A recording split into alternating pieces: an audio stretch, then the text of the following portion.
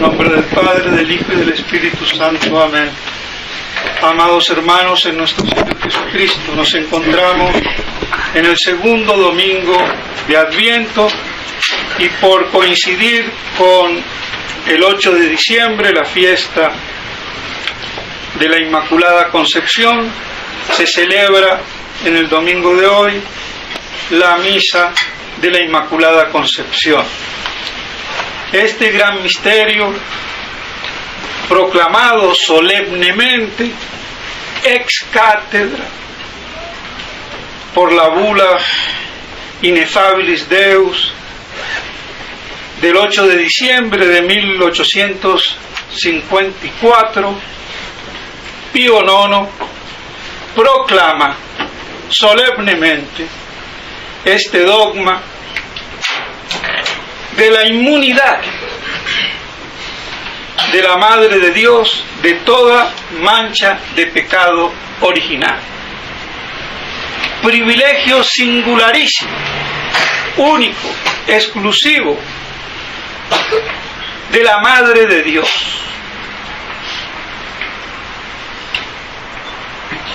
Como dice el padre Garrigou-Lagran, eminente teólogo, todas las glorias de María, la plenitud de la gracia, su glorificación a los cielos, su asunción, todo eso es una consecuencia y un privilegio por el título de ser la Madre de Dios, la deípara, que traducido literalmente al español nos puede sonar un poquito chocante y sería la que parió o dio a luz a Dios. Y por eso la Theotokos, la Madre de Dios, del Verbo encarnado. ¿Y qué es lo que promulga solemnemente Pío IX? De modo ex cátedra. Aquí hay un ejemplo clarísimo de ex cátedra, aunque él se informó y preguntó a todos los obispos del orbe acerca de ello, pero eso fue un preámbulo. Algunos teólogos un poquito errados consideran que eso equivalió a una especie de concilio. No, señor. Él averiguó, preguntó, pero cuando dictaminó este dogma, él lo ejerció solo, como sumo pontífice, proclamando ex cátedra este dogma, que se creía en la Iglesia como conclusión teológica, cierta, pero todavía no definido por la Iglesia, de modo solemne. Algunos piensan que era definido por el magisterio ordinario universal, y por eso era creído en todas partes. De todos modos, aquí con la bula papal, él lo proclama solemnemente, porque hay dogmas que se pueden creer de modo ordinario, no proclamados solemnemente, como son todas las definiciones del magisterio ordinario universal de la Iglesia. Pero aquí lo hace solemne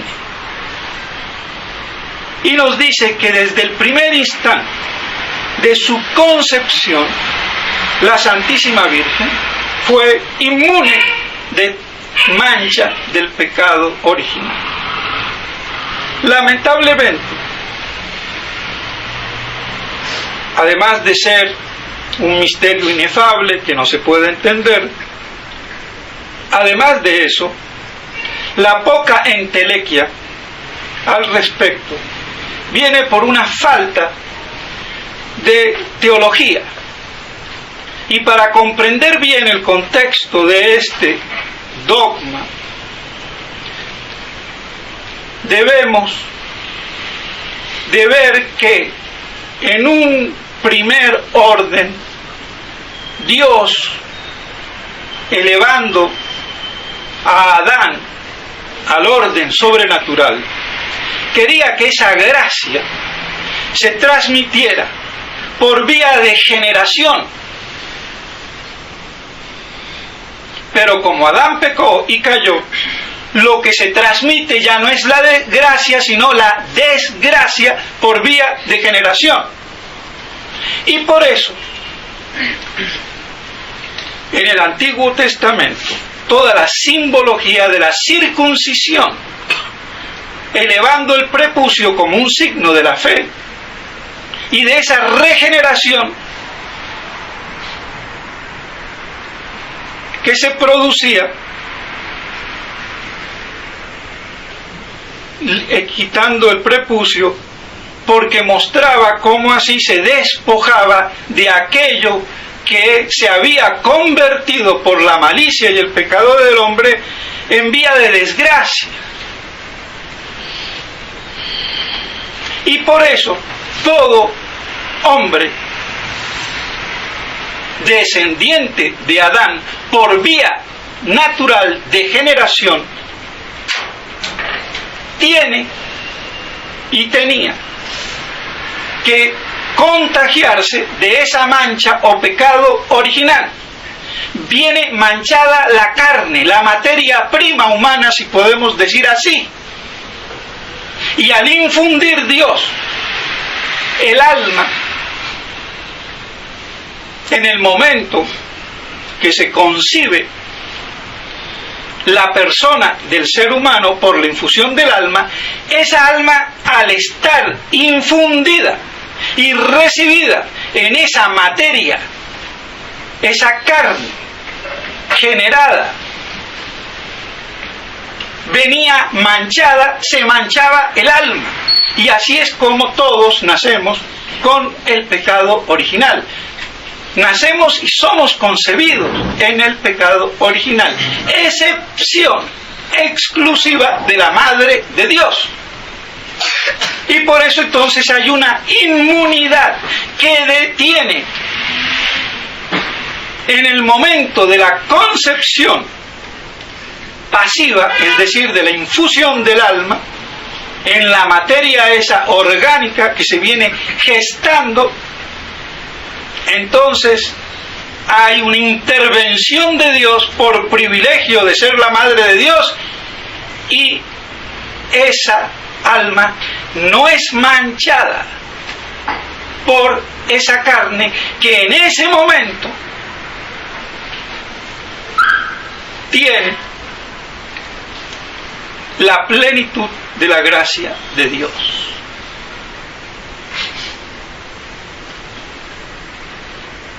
Y esta plenitud inicial, porque Nuestra Señora siguió creciendo en gracia, después con la misma encarnación y después con la asunción y la glorificación en el cielo, como reina y emperatriz bienaventuradas de todos los ángeles, gozando de la visión beatífica de Dios. Y todos esos privilegios, la misma plenitud de gracia, la misma gracia santificante en su primer instante de ser concebida como persona humana, ella queda inmune de toda mancha, de todo pecado, porque tenía que ser la madre idónea, digna del Verbo encarnado. Y por eso entonces ese privilegio exclusivo, aunque ha habido otros santos que han sido santificados en el seno, como San Juan, San Elías, San Jeremías y algún otro, que fueron concebidos en pecado y nacidos sin pecado. Y así puede también pensarse piadosamente que pasó con San José. Pero no hay que confundir entonces el ser concebido sin pecado que el nacer sin pecado original.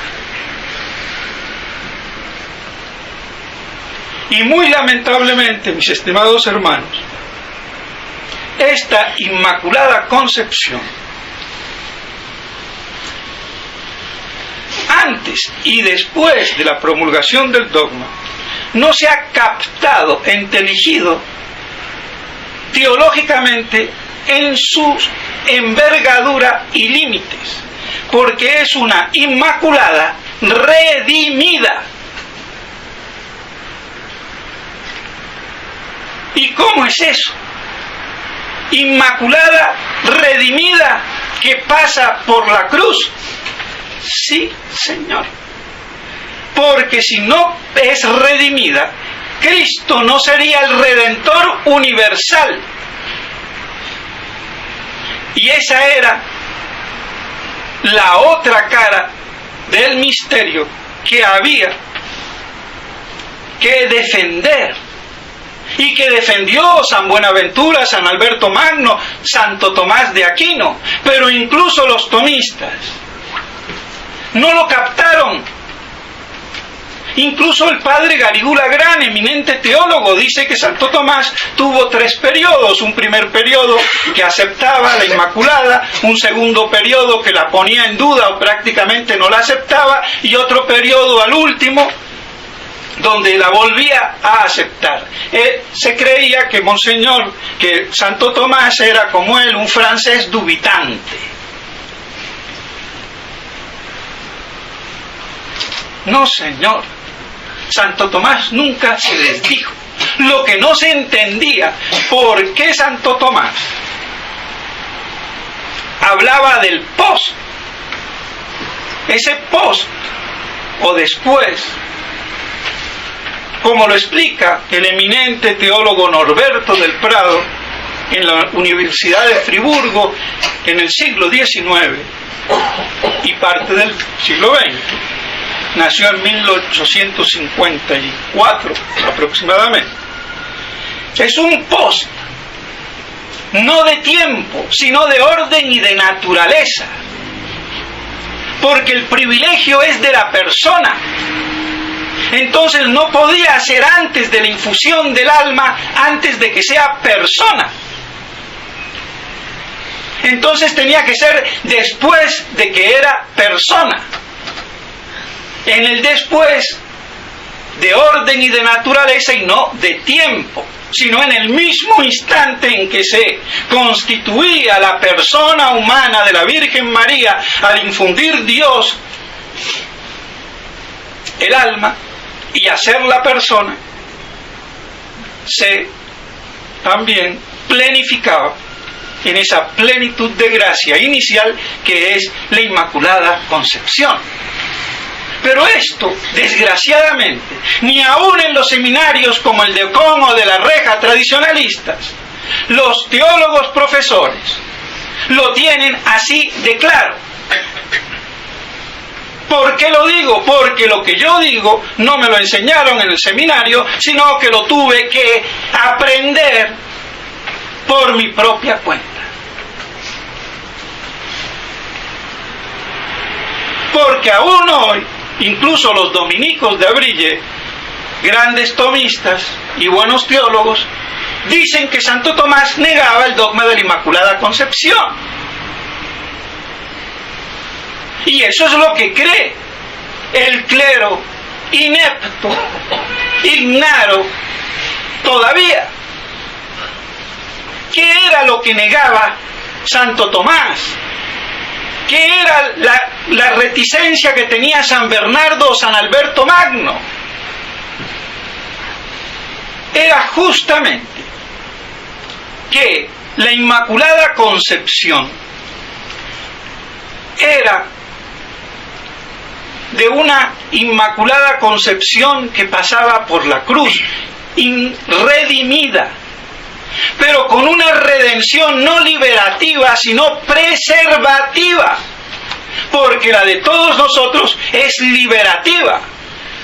Después de contraído el pecado, Dios nos libera por el bautismo, pero la Virgen María fue preservativa, como lo dice la oración de la colecta de la misa y también la poscomunión. fue preservada. Y el mismo Santo Tomás en la Tercia Pars, cuestión 32, artículo 4, si no me falla la memoria, también habla de la preservación que tuvo la Virgen. Ahora, ¿cómo entonces los tomistas, ya no digamos los otros, todavía sigan diciendo semejante aberración? Que Santo Tomás negaba la Inmaculada Concepción. Esa Inmaculada Concepción, que no pasa por la cruz, que no es redimida, es la concepción judeo-cabalista que ha entrado dentro de la Iglesia. Porque, como lo dice el padre Norberto del Prado, Galatino Pedro Coloma, conocido como Galatino, en el siglo XV, toma de la judería cabalista esa concepción de una Inmaculada que fue sin pecado original, porque antes de que pecara Adán, por algún medio Dios tomó un poquito de esa carne, la preservó, la guardó y después se la infundió en el seno de Santa Ana cuando fue concebida la Virgen María. Es decir, que la concepción de una Inmaculada no redimida es judaica cabalista, porque Galatino era de origen judío y se basaba en la cábala que él mismo cita a los doctores y sabios rabinos que conocían esto. Entonces el problema no era ni fue nunca si había o no Inmaculada Concepción, sino el cómo. Y el cómo era el católico o el judaico cabalista. Y ese judaico cabalista es el de la escuela franciscana que enarboló Duns Scotus y de la cual también Galatino formaba parte. Y que esto no se entienda demuestra la ignorancia teológica, histórica y la comprensión de este misterio. Y van a encontrar a muchos sacerdotes de la fraternidad que si se hacen la pregunta, e incluso a los obispos, no van a saber ni cómo responder, porque no estudian. Juegan mucho al fútbol, pero de estudiar poco.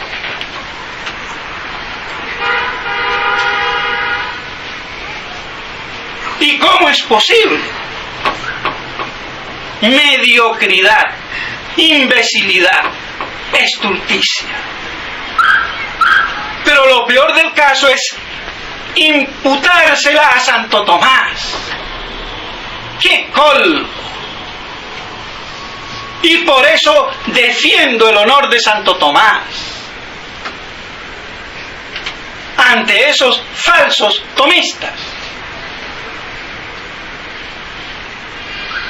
Esa era entonces la Inmaculada con distingos de la que habla Marín Sola o Solá, sucesor en la cátedra de Friburgo del padre Norberto del Prado, en su gran libro La evolución homogénea del dogma católico,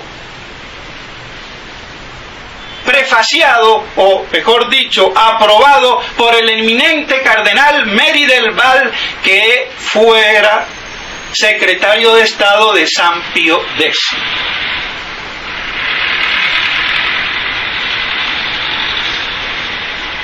Y así entonces, esa Inmaculada sin distingos era no solamente errónea, sino herética. Como dice Marín Sola. Porque no necesitaba de la cruz, de la redención de Jesús. Entonces ya no era el Redentor universal Así de claro, así de sencillo y de conciso. Pero para explicar estas cosas hay que entender ese mecanismo teológico que desgraciadamente se ve que no es patrimonio de la cultura ordinaria del clero de hoy ni de hace varios siglos. Así de lamentable.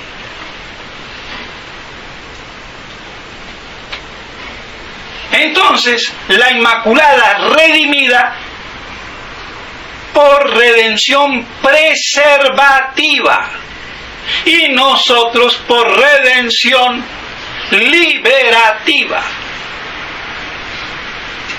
Nuestro Señor Redentor universal que nos rescata del pecado. Entonces había en la Virgen María un débito, no una culpa. Hay que distinguir culpa de débito, como dicen Marín Sola, el padre del Prado, y la misma concepción teológica inteligente de las cosas. Había un débito que, ¿qué quería decir? Que por vía ordinaria, la Virgen, como todo otro descendiente de Adán, por vía de generación, de fecundación, de hombre, mujer, debía contraer el pecado original al infundir Dios el alma. Pero por ser la madre de Dios no se cumplió esa ley, se derogó en la persona de Nuestra Señora por ser la madre de Dios. Y así entonces es una Inmaculada redimida preservativamente. Y esto es lo que no es fácil de entender ni de explicar por los sacerdotes aún de la tradición y de la fraternidad. Y si quieren, hagan la prueba.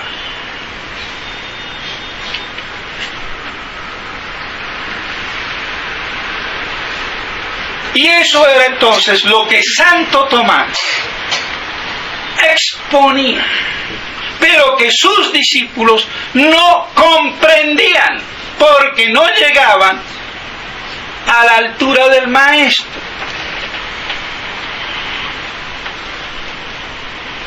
Y cuando se promulga el dogma, se ve como lo que decía Santo Tomás encaja perfectamente con la definición solemne ex cátedra de Pío IX.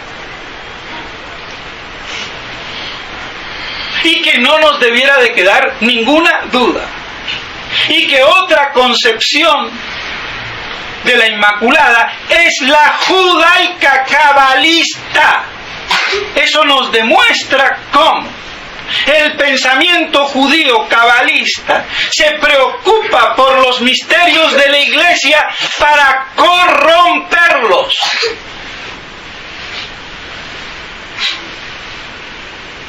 Porque como dice el padre Membiel en su libro de la Cábala al Progresismo, Galatino era uno de los que en Italia afianzó la cábala judeo-gnóstica dentro del pensamiento cristiano, que fue penetrando en la Edad Media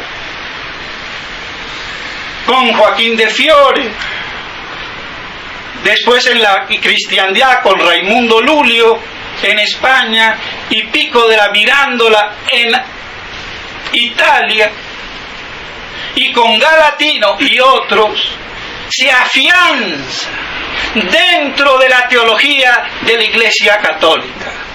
Se enquista ese pensamiento judeo-cabalista y es el que impera. Y por eso dicen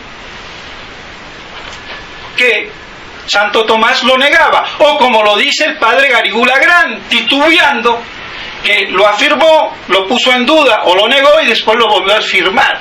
Si él mismo no se da cuenta, ¿qué podemos esperar de los otros?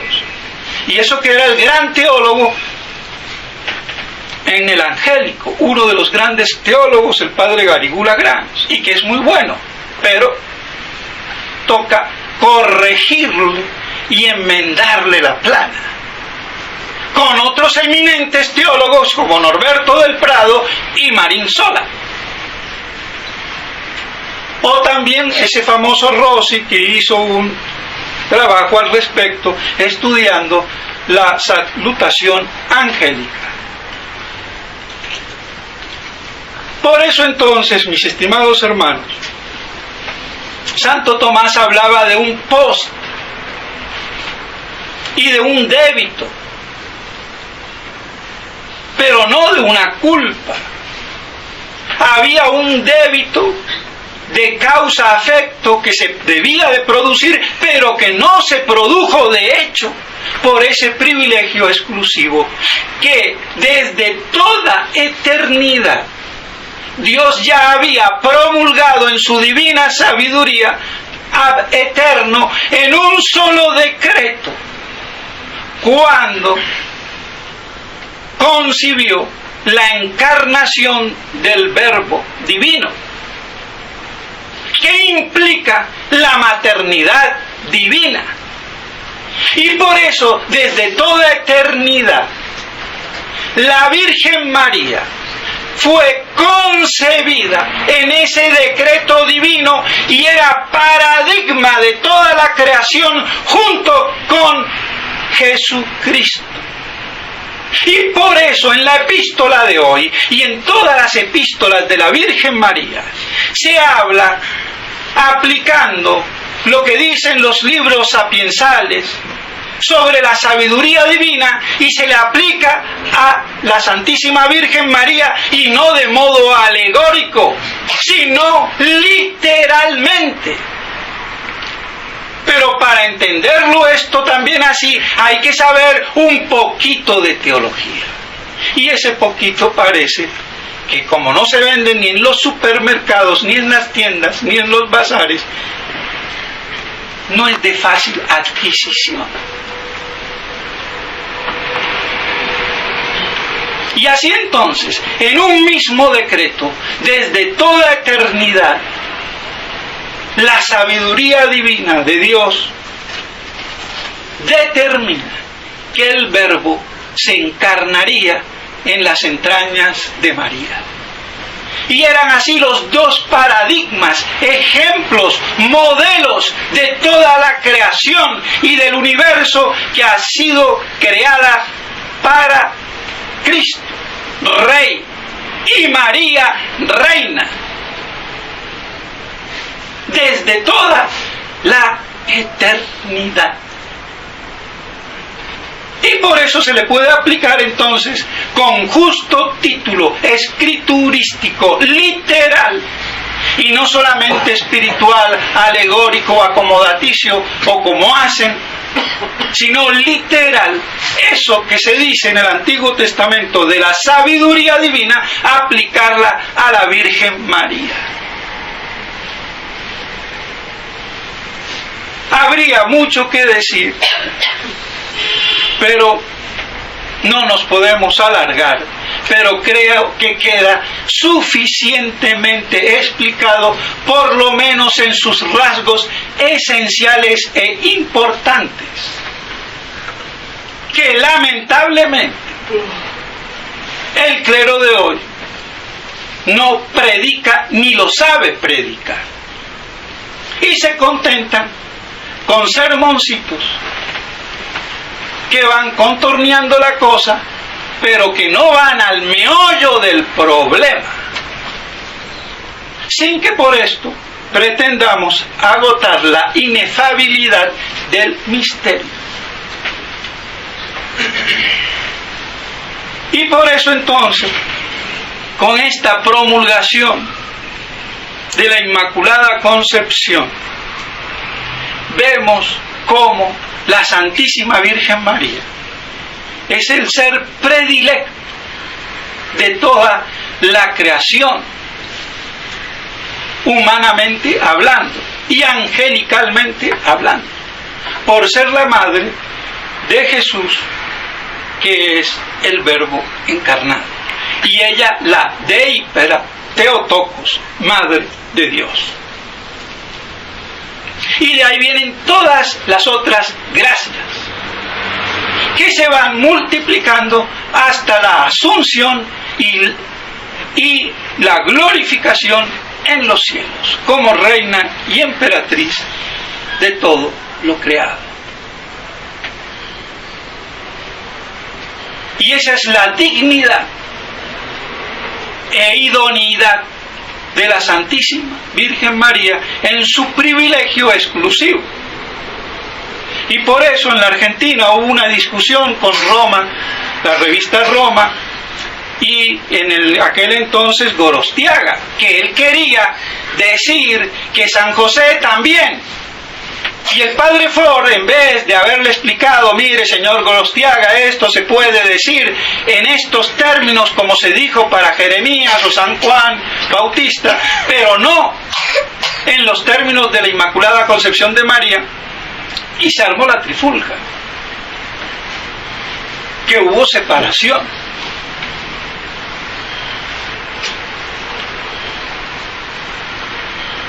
¿Hasta dónde llegan las cosas? Cuando no se saben explicar. De pronto Gorostiaga en su terquedad hubiera hecho lo mismo, pero si se le hubiera facilitado la explicación, y bueno, si no la entiende allá él. Pero entonces, si él actúa, yo tengo que decir esto claramente a los fieles para que queden las cosas claras, cosa que no se hizo, porque no sabían cómo explicar. Veían que había un error, pero ¿cómo resuelvo yo el error? Vemos entonces las connotaciones que producen estas cosas si no se entienden bien y no se saben explicar bien a los fieles. Pero primero hay que entenderlas bien uno o medio bien. Y así entonces, mis estimados hermanos, vemos cómo esa gran eclosión, predestinación de la Virgen María desde toda la eternidad en ese mismo decreto de la encarnación. Y por eso la encarnación iba a producir con o sin pecado.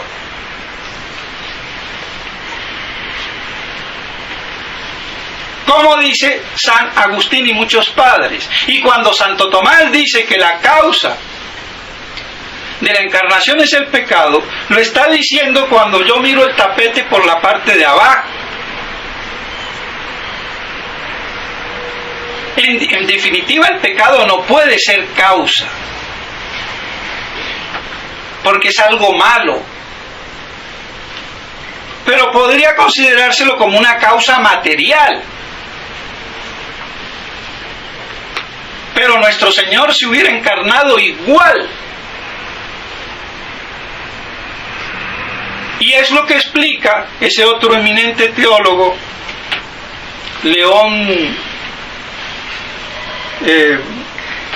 ahora no me acuerdo el nombre, hay dos, Fray Luis León de Granada y Fray Luis León de, entonces no es de Granada sino el otro, que estuvo incluso preso en la Inquisición y era gran catedrático en Salamanca, y después de 4 o 5 años volvió y dijo, como decíamos ayer, y que explica en el mejor libro escrito religioso, como lo cataloga el padre Castellani, los nombres de Jesús y el por qué entonces el nombre de Pimpollo, como fruto excelso de toda la creación. Pues bien, la desgracia fue que hubo el pecado y entonces la causa inmediata, material, primo primi, es el pecado, pero no es la causa última, ni la causa formal, ni la más sublime,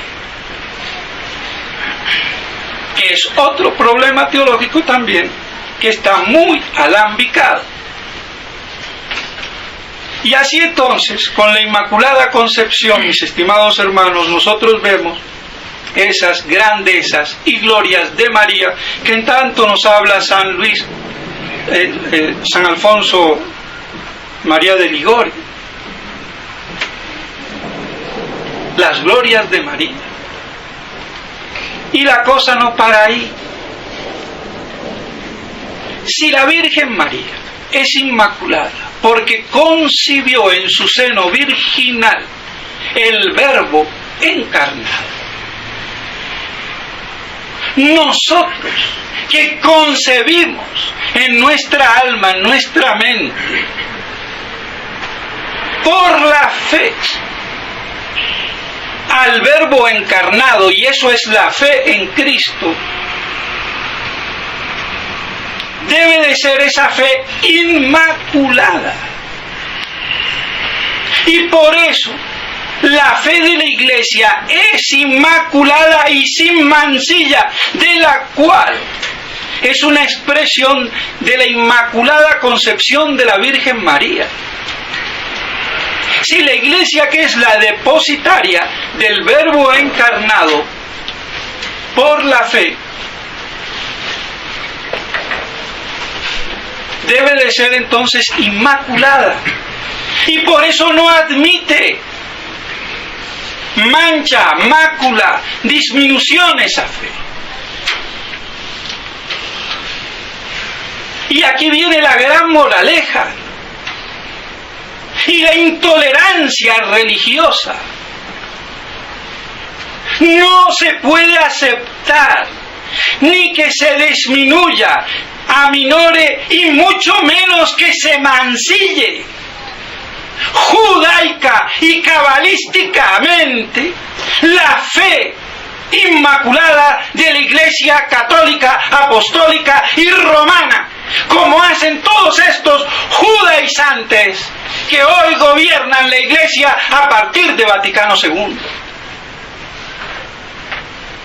He ahí la conclusión práctica, actual, histórica de esta fiesta de la Inmaculada Concepción, que no la ven los obispos, ni aun los tradicionalistas, ni aun como Monseñor Tissier, ni aun como el Monseñor Felé. ¡Qué vergüenza! Y eso que el Monseñor Tissier está medio bueno. Pero siguen creyendo que la iglesia apóstata del anticristo es la iglesia de Dios.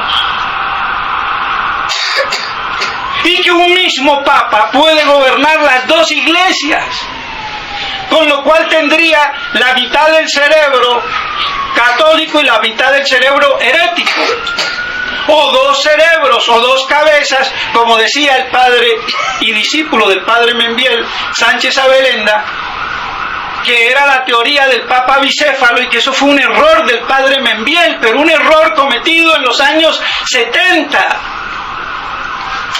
cuando la cosa estaba eclosionando, manifestando. Él de algún modo quería explicar, pero que hoy Monseñor Tissier y los padres de Avillé se valgan en Membiel y de ese error para explicar la situación de hoy. No, por Dios. Un papa bicéfalo no puede existir, ni con medio cerebro católico y medio cerebro herético.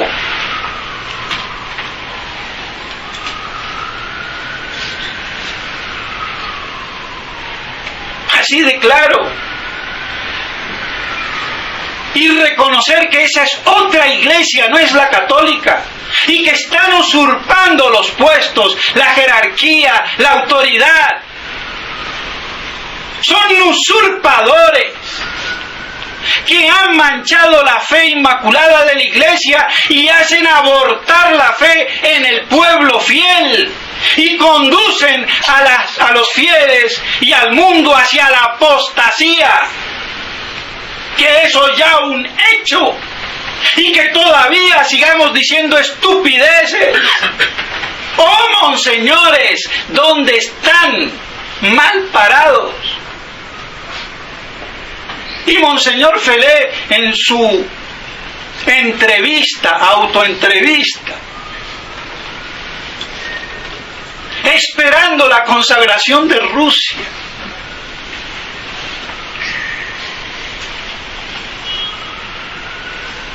¡Qué lamentable!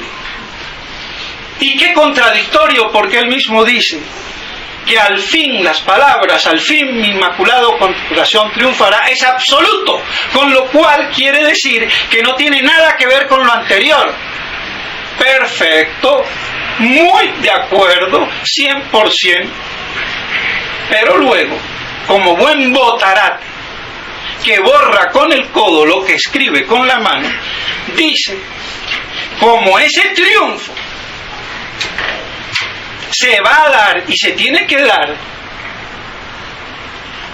y que está ligado a la consagración de Rusia, por eso esperamos la consagración de Rusia, y no quedamos que no tiene nada que ver con lo anterior, que es absoluto, luego no tiene nada que ver tampoco ni con la consagración de Rusia, pero es tan imbécil que no se da cuenta. El gurú de la tradición, pero Dios permite eso para que la gente pues piense, se dé cuenta. Y además el adefesio de considerar que la Segunda Guerra Mundial no fueron uno de esos errores por no haber consagrado a Rusia.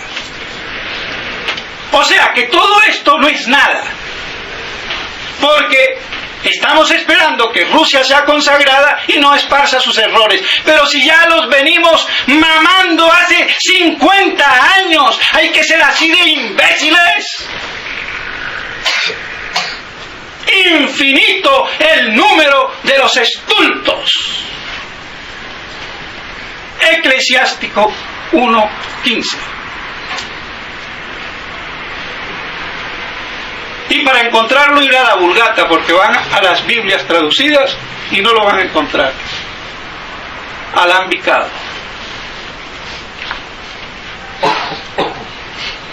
Así que esperemos la consagración de Rusia, como si no hubiera pasado nada. O sea que todo esto, ¿qué es? Nada.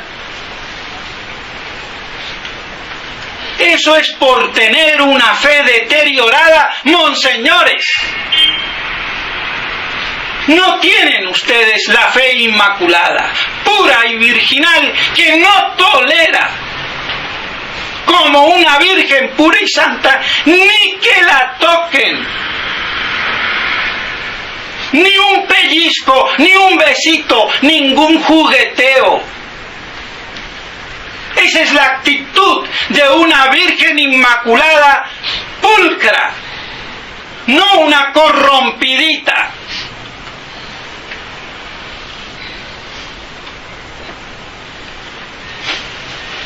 Por eso, entonces, la mentalidad de la neofraternidad es de una fe mancillada, no pura e inmaculada. Y por eso tolera todos estos adefesios. Y sigue hablando Monseñor Felé del Papa, del papanatas. Y que no salgan los teólogos de la reja con sus Jesus Christus número 121, como ha mostrado muy buenamente Fabián Vázquez en Radio Cristiandad, como una contestación al padre Seriani, Turco, a mí. No hay ninguna respuesta, y si la hay es de estúpidos, porque ¿cómo van a decir en esta crisis apocalíptica que la solución tiene que venir de Roma? Pero si Roma es la sede del anticristo, señores, ¿o no se han dado cuenta? Ah, pero es que el Papa no es facultativo. Claro que no es facultativo. Pero eso no impide que haya papas herejes y antipapas, por Dios. ¿Qué teología enseñan esos doctores? Y detrás de eso está el padre Calderón, que no se anima a poner ni su nombre. ¡Por Dios! el Papa no es facultativo. Pero no voy a considerar Papa a un papanata judaizante y judío que pone en acción toda la agenda de la sinarquía internacional judaica.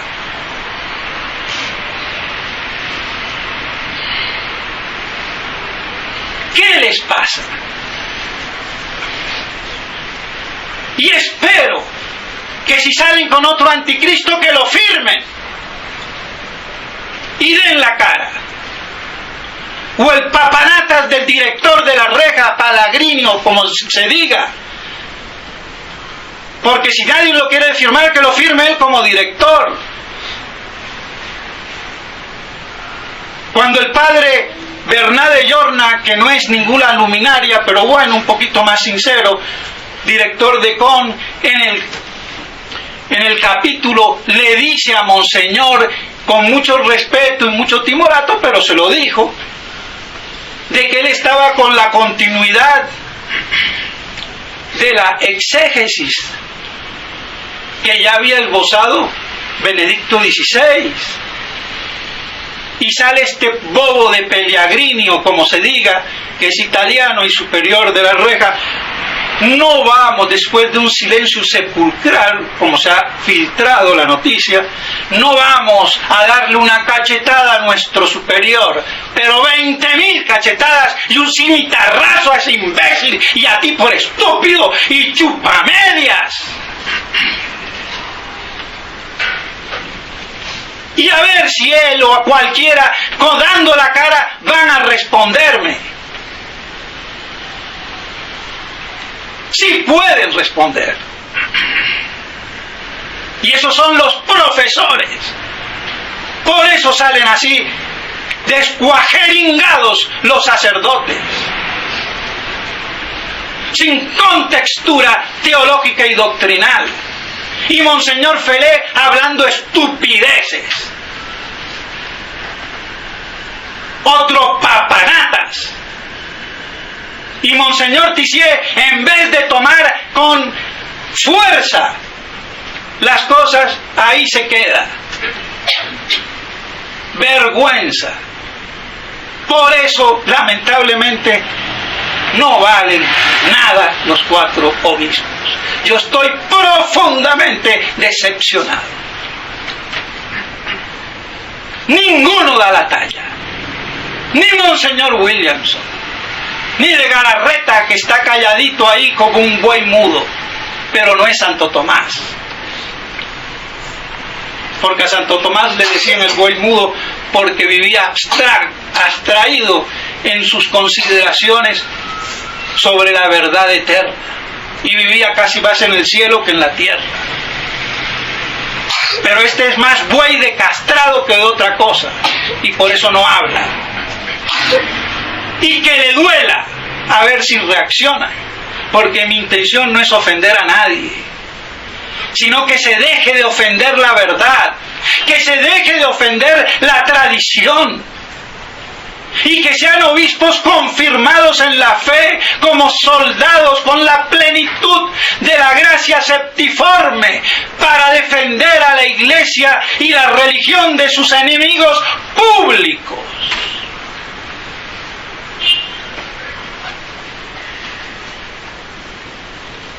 Esa es la historia. Pues bien, mis estimados hermanos, discúlpenme, pero yo no puedo hablar de otro modo. Porque hay que hablar el lenguaje de la pureza virginal de la fe, de la cual la Santísima Virgen es la expresión más pura. Y todo el culto que hay en la Iglesia a las vírgenes, santas y mártires, porque era una expresión de esa pureza, de esa fe. Y me olvidaba, pero lo tengo que decir. Es lamentable como grupos que se dicen tradicionales como lo de estos hermanos Dimon, ahora no solamente niegan el bautismo de deseo, sino se meten con la corredentora. Porque nuestro Señor es el único redentor. Pero esos imbéciles no se dan cuenta qué quiere decir corredentora. Que Nuestra Señora al pie de la cruz ofreció a su Hijo, sufriendo el martirio de la cruz de su Hijo. Y por eso se asoció a la cruz allí, de pie. Por eso es corredentora. Pero no porque eso le vaya a quitar a Jesucristo, que es el único y universal Redentor. Pero es que estos tienen la mentalidad protestante judaica, de la cual provienen, porque me he enterado que eran protestantes. Pues que se terminen de convertir católicamente. Y dejen de decir herejías.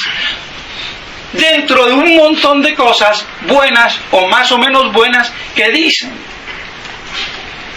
Pero que no hagan como Orígenes, que dentro de un cúmulo de verdades dijo herejías también. Y desformó el sentido literal para esfumarlo en el alegórico. Porque no solamente hace falta inteligencia, sino también la gracia, la piedad. Pero no la piedad de vírgenes locas, sino sabias, con doctrina, con teología. Por eso, mis estimados hermanos, aunque duela decir estas cosas, hay que decirlas.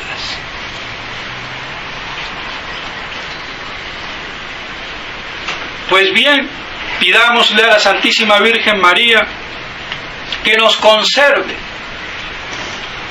en esa inmaculada concepción que ella tuvo como privilegio, que nos conserve a nosotros en la concepción inmaculada del Verbo en nuestros corazones, y que es la fe, que nos conserve inmaculados en nuestra fe y capaces de morir por ella, porque ese es el otro problema. Si hablo, si digo la verdad, ¿de qué vivo? ¿De qué como? Están aburguesados, fieles obispos y sacerdotes. Si no estuvieran aburguesados, ya hubieran actuado. Y si dicen que no son burgueses o aburguesados, entonces quiere decir que son brutos, peor, ignorantes o imbéciles. Perdónenme. Al pan, pan, y al vino, vino. Pues bien, mis estimados hermanos, que la Santísima Virgen Inmaculada, Madre de Dios, nos proteja a nosotros y a su Iglesia, reducida a un pequeño rebaño, disperso por el mundo y prácticamente sin pastores, sin obispos, sin sacerdotes. Pero que ella, como Madre de Cristo y Madre de la Iglesia, nos proteja bajo su inmaculado y sacrosanto manto. En nombre del Padre, del Hijo y del Espíritu Santo.